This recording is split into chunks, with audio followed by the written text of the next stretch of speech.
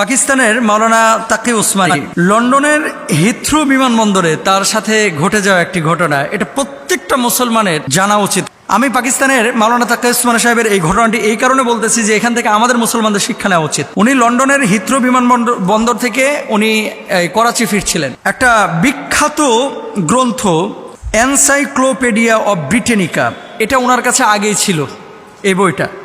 তো সেই বিমানবন্দরে বিভিন্ন লাইব্রেরি আছে, উনি একটা লাইব্রেরিতে ঢুকে দেখতে পেলেন যে ওই বইটা ওখানে আছে কয়েকটা খণ্ডের।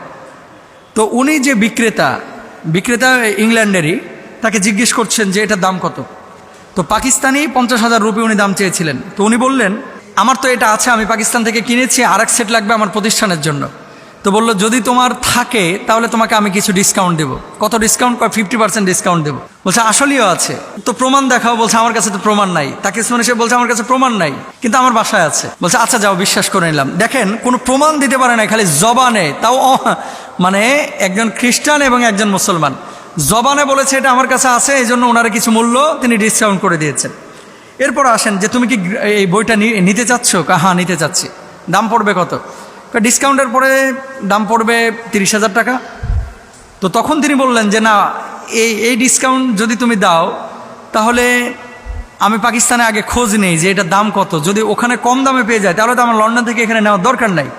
তখন ওই ভদ্রলোক বলতেছে যে তাহলে তুমি এক কাজ করো, তুমি আমারে এখানে মূল্যটা পরিশোধ করে যাও, 3 দিন পরে আমি এটা কুরিয়ার সার্ভিসের মাধ্যমে করাচি পাঠিয়ে দেবো লন্ডন থেকে।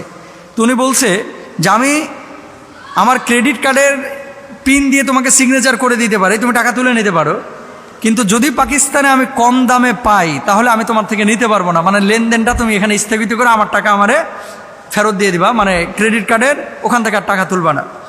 এই ভদ্রলোক বললো ঠিক আছে, তুমি তাহলে পাকিস্তান যাও, যাওয়ার পরে আমার জানাও। দেখেন ক্রেডিট কার্ডের নাম্বার দিয়ে উনি সিগনেচার করে রেখেছে।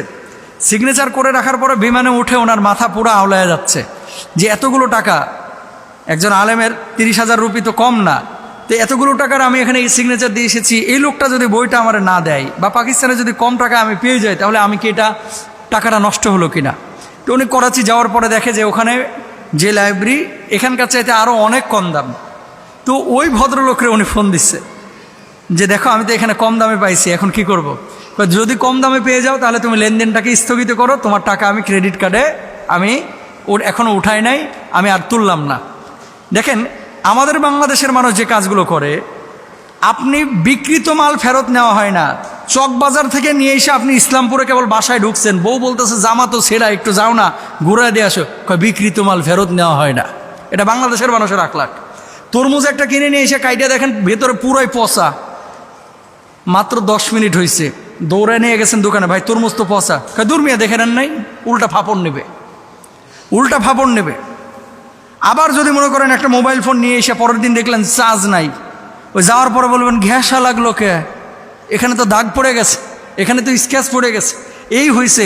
এই যে ভক্কর চক্কর করে মনে করেন কিভাবে একটা ফোন দিয়ে এটা এর কাছ থেকে মাল পানি ধান্দা করা যায়, এটা হচ্ছে বাংলাদেশের মানুষের আচরণ। অথচ মুসলমানের আচরণ কি হওয়া ছিল? আল্লাহর হাবিব সাল্লাল্লাহু আলাইহি সাল্লাম বলছেন বিকৃত মাল কেউ যদি ফেরত নেয় আল্লাহ সুবহানাহু ওয়া তাআলা তার জন্য কিয়ামতে মাফের ব্যবস্থা করবে। সুবহানাল্লাহ। ইমামে আজম আবু হানিফা রাহিমাহুল্লাহর একটা ঘটনা শোনেন। উনি কাপড়ের ব্যবসা করতো, দোকানে কাপড়ের একটা থান রেখে গেছে, যে কাপড়ের মধ্যে ছেঁড়া ছিল, থান রেখে গেছে দোকানে। ওনার যে কর্মচারীরা ছিল, আবু হানিফা রাহিমাহুল্লাহ বলছে যে এই থানটা খবরদার কারোর কাছে বেচিস না, আর তারপরেও যদি কেউ কিনতে চায় ওরা বলে দিস যে এই থানে এতটুকু ছেঁড়া আছে, যদি কম দামে তুমি নেও তাহলে নিয়ে যাও। ঘটনাচক্রে 2 দিন পরে এক লোক এসে মূল দামে ওই ছেঁড়া থান নিয়ে চলে গেছে কাপড়ের। তো ইমাম আবু হানিফা রাহিমাহুল্লাহ দোকানে আসছে, আসার পর বলছে এই কিরে কাপড়ের থানটা কই? কয় ওটা তো বেচে দিছি। কয় বেচে দিয়েছিস মানে? কয় হ্যাঁ। কত দামে বেচছিস? কয় যে দামে বেচতে মানে অন্যগুলো বেশি, এই দামে বেচে দিয়েছি। আবু হানিফা রাহিমাহুল্লাহ ওই কাপড়ের টাকা নিয়ে ওই বাজারে, কেউ বলছেন 6 দিন, কেউ বলছেন 7 দিন, খালি বাজারে ঘুরছে ওই বিক্রেতাকে মানে ক্রেতাকে খোঁজার জন্য। ওনার কাছ থেকে আলামত নিয়েছে যে বিক্রেতা মানে ক্রেতা কেমন, কোন জায়গায় বাড়ি হতে পারে, এরকম তদন্ত করে উনি বাজারে ঘুরতেছে প্রায় 6 থেকে 7 দিন। রাত্রিবেলায় ঘুমাইছে বাসায় গিয়ে, কিন্তু নামাজের পাশাপাশি পড়াশোনার পাশাপাশি বাজারে খালি ওই লোকরে ঘুরতেছে, খুঁজতেছে যে কোথায় পায় রে। এরপরে পাইছে, পাওয়ার পরে ইমাম আযম আবু হানিফা রাহিমাহুল্লাহ বলছে, আমার তো এই ধানটা ছেঁড়া ছিল, তুমি যদি এটা নিতে চাও নিতে পারো, কিন্তু এটার মূল্য এটা না, অতিরিক্ত তুমি টাকা যে দিয়েছো এই টাকাটা নিয়ে যাও। তার হাতে টাকা দিয়েছে এবং ওই কাপড় সে নিয়েছে। এই ছিল মুসলমানদের আখলাক। আর আমাদের বাংলাদেশের অবস্থাটা কি? আমাদের বাংলাদেশের অবস্থাটা কি? কোথায় যাচ্ছি আমরা? কারে ঠগায়া কে জিততে পারে কোনো মতে। কমলা যদি মনে করেন ফলোয়ারে তুলতে দিচ্ছেন, 20টা কমলা তুললে 3টা নষ্ট। আর এমন জায়গা পচা, ও জীবনেও আপনি হারিকেন দিয়েও ধরতে পারবেন না। ওরা যদি উঠাইতে দিচ্ছেন, ওই পেছন দিয়ে পচা, সামনে দিয়ে পচা, 2টা-3টা মারবেই। আপেল যদি তারা উঠাইতে দিচ্ছেন, আর মানুষ এই জন্য নিজে টিপে টিপে 3বার টিপে, এদিকে টিপে ওইদিকে টিপে, সাইডে টিপে, বামে টিপে, ডানে টিপে, টিপতে টিপতে তারপরে নিয়ে যায়। আসলে এই অবস্থা করতেছে কেন? কেউ কারো বিশ্বাস করে না, বাপ পুতের বিশ্বাস করে না। এখন ছেলেরে বলছে যা একটা পাঙাশ মাছ নিয়ে আই, টাকা দিয়েছে 300। কিরে কত হয়েছে? কই দাম আব্বা 250 টাকা। আব্বা বিশ্বাস করে না, কয় সত্যি করে বলতেছিস তো 250? নাকি আবার মোবাইলের রিচার্জ করছিস সেই টাকা দিয়ে, 50 টাকা দিয়ে, 200 টাকা থেকে?